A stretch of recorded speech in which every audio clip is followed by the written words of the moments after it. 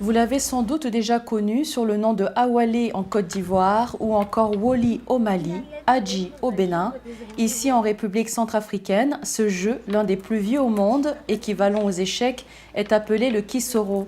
Un jeune informaticien centrafricain nommé Teddy Kosoko a décidé d'en faire une application de jeu en ligne baptisée le Kisoro Trouble Game.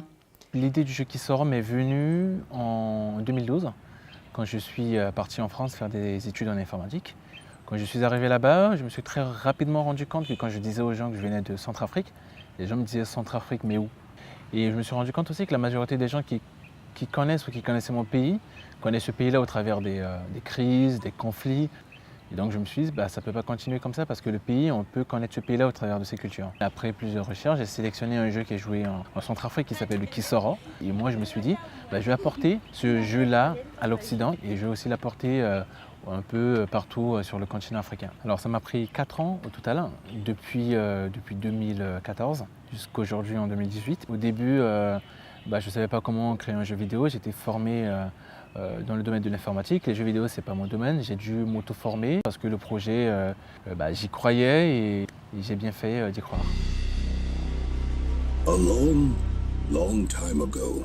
Le Kisoro Trouble Game tire son originalité du fait d'être construit autour de l'histoire d'un jeune orphelin qui propose à 2 royaumes rivaux de régler leur conflit via une partie de Kisoro. Il s'inspire aussi de faits réels survenus en République centrafricaine. Selon Teddy Kosoko, c'est une opportunité de raconter son pays et de le faire connaître en employant des voix positives. Le Kisoro Trouble Game est utilisé comme un outil de paix et de cohésion sociale, des thématiques importantes pour ce pays en crise depuis déjà plusieurs années.